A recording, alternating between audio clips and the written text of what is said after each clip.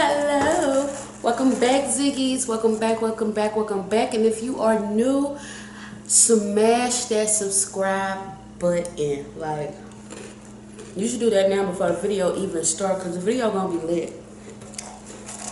Smash it, like smash it.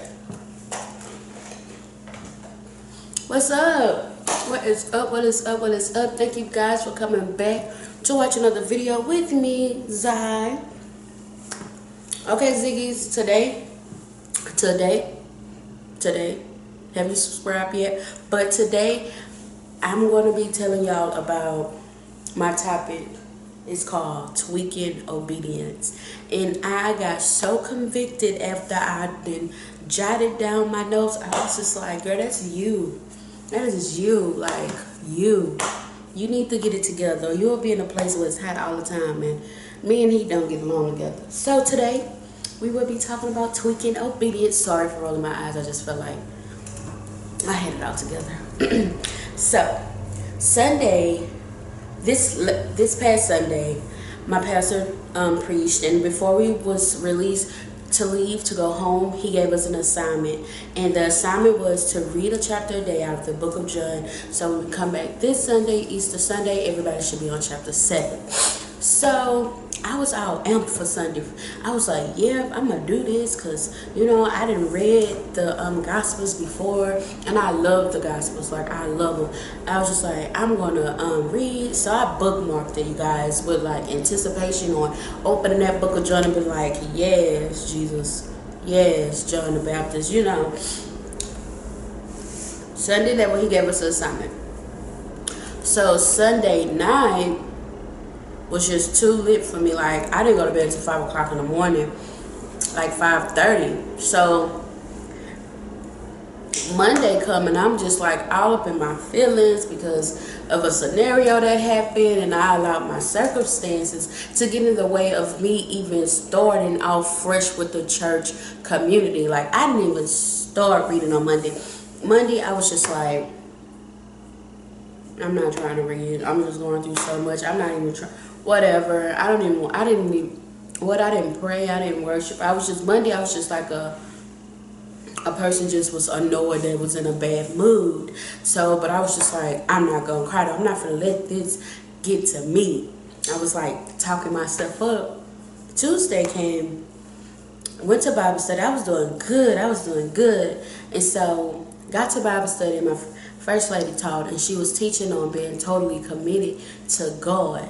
So I left Bible study after we prayed or whatever. I cried too at church. I was just like, but I sit by myself. So if you're not, I'm not the type of church member, if like you can't sit with me. People can totally sit with me, but I prefer to sit alone because I'm trying to, you know, your girl don't play when it comes to Bible study, because, you know, Bible study, my stuff, you know, I get sit in at Bible study. So I typically likes to sit by myself because, you know, I want to make sure that I'm fully focused on what I am there to get, to receive, or whatever. So I'm crying. I'm just like hair wiping my face, like, because I don't need the attention right now, because I'm just all trying to just be like hardcore right now. I'm trying to be on my Kevin Gates mode right now.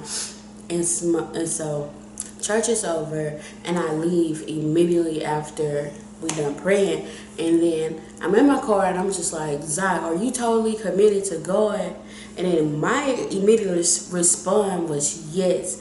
Then the second question was, to what extent are you committed? Because, you know, some people are only committed to God when it's good for them, and some people just are not, or some people are just in between. And so my First Lady was also teaching us about either we hot or cold. We do not want to be lukewarm when it comes to serving God. So just like, as a servant, where do you stand? Like, are you cold or are you hot? Because there's no lukewarm for me. Either I'm cold or I'm hot. So I was just like, just all in tears Tuesday, just trying to like just get it together. So Wednesday come, and I finally get to sit on the patio where I love. That is like my favorite place to sit, where I'm doing my quiet time with God. It's my mama patio, because she got to set it up so nice out there, and it was raining, and I love rain. So I'm sitting out there and I'm just like, Zai, it is Wednesday. You still haven't read one chapter. So immediately I was like, well, it's not due till Sunday. So I can read all 7 chapters on Saturday night and be caught up by Sunday. No brainer. And so immediately after I said that, my spirit was like, you're tweaking obedience. And I got mad. I was just like, well, technically, I'm not. But I was trying to like make my point across. But that's exactly what I'm doing. Like it never occurred to me how often that I tweak obedience. Like I tweak obedience. And so I read today. So I have 2 scriptures and I have 4 points about tweaking obedience and the signs to look for. So keep in mind, the assignment my pastor gave us Sunday was to read a chapter of John a day. So by the time we get back to church Sunday on Easter, we shall all be on chapter 7 for those of us who did come to church. Not throwing no shade no to you, I'm just saying, you know, for those of us who came to church, everybody should be coming back on one accord, which everybody should be on John chapter 7. So it's Wednesday and I am caught up, in case you are wondering. I am on ready for chapter 4 tomorrow. But my 2 scriptures are coming out of Proverbs and Joshua. It is Joshua, the 1st chapter, verse 8, and it reads, verse 8, keep this book of the law always on your lips, meditate on it day and night, so that you may be careful to do everything written in it. Then you will be prosperous and successful. So my pastor goal, he said, was for us to actually get into our Bible more, start meditating on it, start praying on it, to get us to read more, you know. So that's why we're reading John, so we can, even though I've already read it, he's read it plenty of time, and you know, it's probably a couple of people in there that's just been, you know, swallowing this Bible from like chapter after chapter. But that's not the point. The point is that we're supposed to stay in our word and meditate on our word. But how can I, if I'm tweaking obedience? Like, I'm gonna read my word, but it's not every day. It's not Monday, Tuesday, Wednesday. It's, for me, honestly, it was gonna be on Saturday night. So thankful that I decided not to do that. So let's go to Proverbs. Yeah, this is real life Proverbs right now, because you know, a lot of people tweak obedience a lot. And it is Proverbs chapter 10, verse 17. Whoever heeds discipline shows the way to life, but whoever ignore corrections leads others astray. So basically in this Proverbs, I know Proverbs is the book of wisdom. Discipline and obedience is hand in hand. So it says whoever heeds discipline, so whoever obeys. So your pastor at your church is your shepherd, and we are the flock. So technically you have to obey the shepherd from the word, because he's telling you, he wants us to read from the word. But I didn't obey that. I didn't obey his instructions. So I've been having that problem since I was a child. Ooh, since I was a child. Like, jeez. Never occurred to me. Just hit me that I've been having this problem as a child. I tweak obedience, literally. So life happens. Guarantee that life happens. But it is super, super important to just follow and listen to those commandments and to just be obedient, because if you don't, it'll be another obstacle waiting on you. It'll be another scenario that you have to deal with that you shouldn't have done. Like, if you just be obedient, don't tweak it, you guys. Do not tweak it. Don't tweak it. Do not tweak obedience. So here are some ways where we can, that affects me, that I know for me, can't say this is for everybody, but here are 4 ways that I tweak obedience. The first way is I say, I intend on doing it, but, because on Sunday I was like, yeah, I'm going to do it. I'm going to do it. I intend on doing it. But when Monday came, I was just like, nope. I can push it a day. I can read 2 chapters tomorrow. Nope, I'm not reading. Nope. So I intended on doing it. But leaves room for ifs. Ifs leave rooms for doubt. So, no buts. Just do it. Just do it. No matter what type of emotion you in, no matter if somebody said whatever, somebody did this, just do it then and there. So, point number 2, I said I can wait until Saturday night and read all 7 chapters. I can, but I'll be still getting convicted because I was like, oh, y'all read a chapter a day? I waited until Saturday and read all 7, and still had my free time. That's not the point. I don't think that God wants us to just tweak what he tells us to do. So my 3rd one is control. As a young adult who happens to be a lover of Christ, control, oh my gosh. Me and control is like peanut butter and jelly. I have to have control over my life. But if I am a strong believer, like I think I am, or if you are on that road when you saying, Jesus, I surrender it, or if you're on that road, it's like, Jesus, I am ready. I believe that you hung, bled, and died, rose on that 3rd day. If you are in that position, you have to understand that control is no longer yours. And that is what's breaking me down, because I've been building my life up to the way I wanted to go since I was 14. Since I got in 9th grade, I was like, this is what I want to become.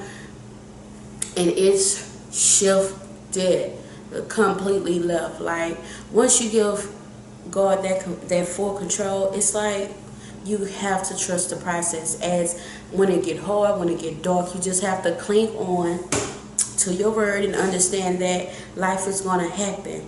And you don't have to adjust to this world. We was told not to conform to this world. So he's not adjusting you to fit in this world. He's adjusting you for the world to fit in him. And he's going to use you as an instrument to make his word grow. You get it? So you really can't just have control. And that's, oh my gosh, like, I'm not going to lie. That's one thing that would just break me down. And then my 4th and last point was, I can do this day, or I can read a couple of verses, then do it like that. It was just like I was finding every different thing, every solution when I was given specific instructions. Earlier in the video, I said I was like that as a kid. Here's an example.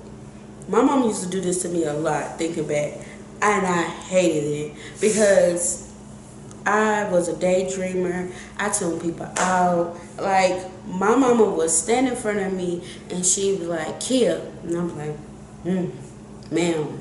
And she like, go get the mop, the broom, and the dust pan and the bleach. We finna clean up. She'll give me 4 items, and I will literally come back with 1 or 2. Never the whole thing. It's because when someone tells you something and give you commandments, and they expect for you to obey. But for me, I'm like, when she's talking, I'm listening. Well, I'm just tuning her out, to be honest. So I'm only listening for the urgent things. Like, I will only catch like the mop and the broom, and I would just zone out. And it would make her so furious. She would just be like, really? You don't listen. That's your problem. You're not listening. And I was just like, well, what else she said to get? And my little sister would be like, oh, she said the mop and the bleach. And I'd be like, oh, okay, I didn't hear that part. And she'd be like, well, if you wasn't in La La Land, I'm like, well, if my land had a name, it'll be Zipopolis or something like that. You know, I was walking off too. But yeah, I've been tweaking obedience for a while, and I feel like that's not good. Even in high school, curfew 10 o'clock. Okay, it's 9:45. I know if I don't be in the house at 10, she gonna call this. She want me to be in the house by 10. Let me tweak a little bit. Let me tell her, give me 15 minutes so she can push that 10 o'clock to 10:30. You know, it's just we find ways to work for us, even if that means tweaking obedience to make it fit for our current situation. And that's a problem. When he tells us to do something, he means do it according to the way he said it, because the way he said it is divine and perfect. But the way I'm getting it and the way I'm delivering it to him, it's not. If he tell me to read a chapter a day, and if I get in my feelings and allow Satan to control every bit of emotion, I'm just going to be sitting in church like, I ain't even read. I read on my own time. You know, and church is your community where people believe in the same thing you believe in, and you see people going through hurt. And so when people get up there and tell their testimony, and majority of the time it was because they was being obedient to the word without tweaking it. That is as simple as it gets. So I had a point on here, and it says tweaking obedience is when you're making adjustments to the commands that you was given to fit your current need. So what is your current need right now? What is the one thing that you're praying for that you feel like that you're not receiving from God? Check your obedience, check your prayers, check your excuse me, check your surroundings.